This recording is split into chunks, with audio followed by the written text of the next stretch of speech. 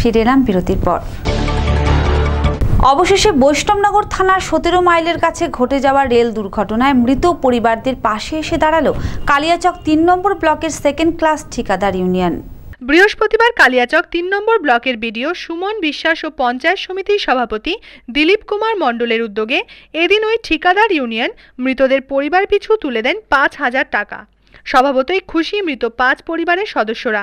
দুঃখের সঙ্গে তারা জানান, আজকে প্রায় 15 দিন হতে চলল, কিন্তু এখনো পর্যন্ত রেল কর্তৃপক্ষের কাছ থেকে কোনো রকম সরকারি সাহায্য পাননি তারা। কিছু পাননি রেল দপ্তর থেকে? বিপিএল তালিকা ব্লক থেকে কিছু দিয়েছে? হ্যাঁ, ব্লক থেকে 5,000 টাকা দিয়েছে। কাপড় পেয়েছেন? আর ব্লক থেকে কি পেয়েছেন? চাই এগুলো পেয়েছেন, আর এমনি রেল দপ্তর থেকে কিছু পাননি? অন্যদিকে ওই ঠিকাদার ইউনিয়নের এক সদস্য জানাতুল ইসলাম ও কালিয়াচক 3 নম্বর ব্লকের বিডিও সুমন বিশ্বাস জানান, বিভৎস একটি রেল দুর্ঘটনাতে আমাদের ব্লকের 5 জন শ্রমিক, একদম নিঃস্ব শ্রমিক মারা গেছিলেন। তো তাদের পরিবারবর্গের কাছেও এমন কোনো সাহায্য পৌঁছায়নি এখনও, যাতে তারা খেয়ে পড়ে বেঁচে থাকতে পারে। রেল দপ্তরের কাছে আমরা ব্যাপারটা জানিয়েছি, জেলা প্রশাসনকেও জানানো হয়েছে। আর আমরা চেষ্টা করেছিলাম যাতে ইমিডিয়েট তাদের এই পুজোর আগে, এই উৎসবের আগে কিছু যদি দেওয়া যায়। তো আমরা অনুরোধ করি ঠিকাদারদের কাছে, আমাদের ইনস্টেড ঠিকাদার সেকেন্ড ক্লাস যারা আছে তারা 5টা পরিবারকে 25,000 টাকা দিয়েছেন। এই জন্য অসংখ্য ধন্যবাদ ওনাদের। আমরাও চেষ্টা করছি যদি আরও কিছু সাহায্য আমরা দিতে পারি এর থেকে। গত 15/9/2011 রেল ঘটনায় এক দুর্ঘটনা হয় 17 মাইলে।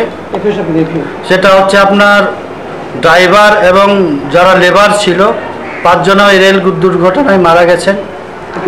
এখন পর্যন্ত রেল কর্তৃপক্ষ এই পরিবারদেরকে, গরিব পরিবারদেরকে এখন পর্যন্ত কিছু দেয়নি। তাই বিডিও সাহেব এবং পঞ্চায়েত সমিতির সভাপতির উদ্যোগে তিনি সেকেন্ড ক্লাস ঠিকাদারদেরকে বলেন যে এদেরকে কিছু, সবারই উদ্যোগে মৃত পরিবারদেরকে আমরা 5,000 করে প্রত্যেক পরিবারকে আমরা সাহায্য করছি। বারবার পুলিশকে জানিয়েও কোনো ফল না হওয়ায় বৃহস্পতিবার কালিয়াচক থানার আলীনগর গ্রাম পঞ্চায়েত সমিতির ফতেপুর এলাকার 2টি মদের ঠেক ভাঙচুর করলেন ওই গ্রামের গ্রামবাসীরা। এদিন সকালে ওই এলাকায় প্রায় কয়েকশো গ্রামবাসী এই অভিযান চালিয়ে ওই মদের ঠেক 2টি ভাঙচুর করেন। পাশাপাশি তারা মদের ঠেকে আগুনও ধরিয়ে দেয়। গ্রামবাসীদের অভিযোগ, দীর্ঘদিন ধরে বেআইনিভাবে বিনয় মণ্ডল এবং দুর্বা মণ্ডল নামে 2 জন ওই এলাকায় মদের ঠেক 2টিতে মদ বিক্রি করতেন। কিন্তু এ বিষয়ে কালিয়াচক থানায় বারবার জানিয়েও কোনো ফল না হওয়ায় এদিন তারা বাধ্য হয়ে নিজেরাই বেআইনি মদের ঠেক 2টি ভাঙচুর করে আগুন ধরিয়ে দেয়। এ বিষয়ে ওই এলাকার একজন মহিলা ও একজন ছাত্রী ক্ষোভের সঙ্গে জানান,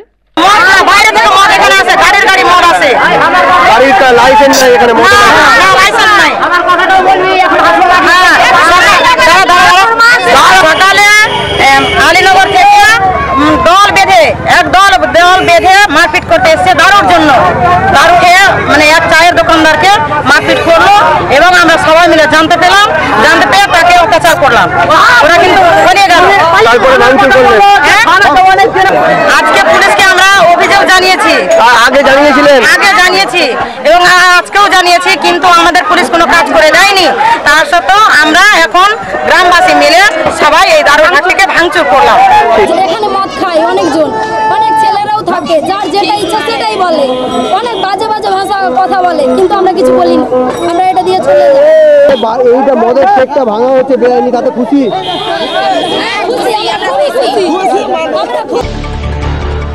উৎপাদিত পাটের বিক্রয়ের ন্যায্য মূল্য না পেয়ে বৃহস্পতিবার সকালে হিলি বালুরঘাট সড়ক অবরোধ করে বিক্ষোভ দেখালেন পাট চাষিরা। এদিন সকাল 9টা নাগাদ দক্ষিণ দিনাজপুর জেলার বালুরঘাট থানায় হিলি বালুরঘাট প্রধান সড়কটি অবরোধ করে আন্দোলনে নামে ওই এলাকার প্রায় কয়েক হাজার পাট চাষিদের অভিযোগ, জুট কর্পোরেশন অফ ইন্ডিয়া পাটের মূল্য ন্যায্যভাবে বেঁধে দেয়নি বলেই সমস্যায় পড়তে হচ্ছে তাদের। যেখানে গত সপ্তাহে হাটে পাটের জনপ্রতি মূল্য ছিল 550 টাকা, কিন্তু আজ সকালে সেই মূল্য হ্রাস পেয়ে দাঁড়িয়েছে 450 টাকা। ফলে ক্ষতির সম্মুখীন হচ্ছেন পাট চাষিরা। তাই পাটের মূল্য বৃদ্ধির দাবিতে এদিন সকালে হিলি বালুরঘাট সড়ক অবরোধ করে বিক্ষোভ দেখান তারা। খবর পেয়ে ঘটনাস্থলে ছুটে আসেন বালুরঘাট থানার পুলিশ ও বালুরঘাট ব্লকের বিডিও পঙ্কজ জামা। তাদের হস্তক্ষেপে পরিস্থিতি নিয়ন্ত্রণে আসে এবং পথ অবরোধ উঠে যায়। এদিন এই বিষয়ে এক পাট চাষী দীনেশ বর্মন ও শ্যামসুন্দর দাস জানান, দাম কমার কারণ এখন গভর্নমেন্টের যে জেসিআই আছে, জেসিআই যার গভর্নমেন্ট রেট আছে সেই চার্ট তো আছে, ঠিক আছে। তো সেই চার্ট অনুযায়ী হাটে যে রেটে পাট আপনার বিক্রি হচ্ছে, তো সেই চার্ট অনুযায়ী গভর্নমেন্ট অনুযায়ী তো রেট ঠিকই আছে। গভর্নমেন্টের যা রেট, যে সহায়ক মূল্য, গভর্নমেন্ট রেট কত আছে? গভর্নমেন্ট রেট 1635 টাকা। ভোর 5টা থেকে আমরা বসে আছি, এ পাট 550, 580 টাকা বাজার, কোচান আর ন্যাসটা 480, 60, 450 এরকম কিনেছে, ঠিক আছে। তো কিনতে কিনতে হঠাৎ 100 টাকা নাই, পাট কিনাই বন্ধ, কিনিচ্ছে না, তাহলে বন্ধ করো হাট, এই নিয়ে ঝামেলা হয়, বন্ধ হয়ে গেল।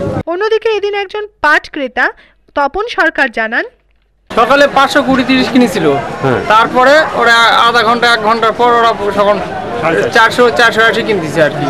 তারপরে তো রাস্তা কিনা বন্ধ করে দিল সব। আপনারা এখন কি চাইছেন? আমরা চাচ্ছি যে আগে যে পাটের বাজারটা ছিল ওইটাই কিনুক আর কি। সকালে মানে 520, 550 কিনেছিল, ওই বাজারটা যেন আমরা পাই। বৃহস্পতিবার সকালে মালদা চক্র সম্পদ কেন্দ্রের ব্যবস্থাপনায় এবং ইউনিসেফের যৌথ উদ্যোগে পুরাতন মালদা ব্লকের কমিউনিটি হলে অনুষ্ঠিত হয়ে গেল একটি কর্মশালা।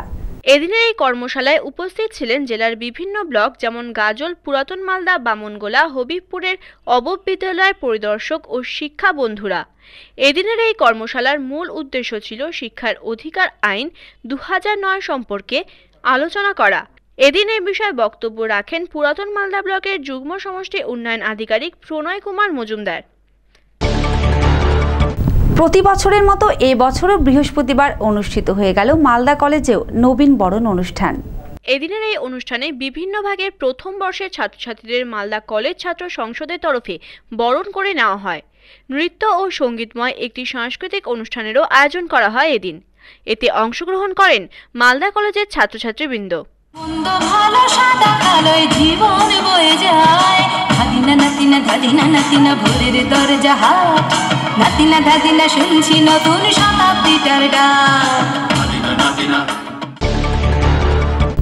প্রতি বছরের মতো এই বছরও গঙ্গারামপুর কলেজের সংসদের উদ্যোগে নবীন বরণের আগের দিন বৃহস্পতিবার অনুষ্ঠিত হয়ে গেল একটি স্বেচ্ছায় রক্তদান শিবির।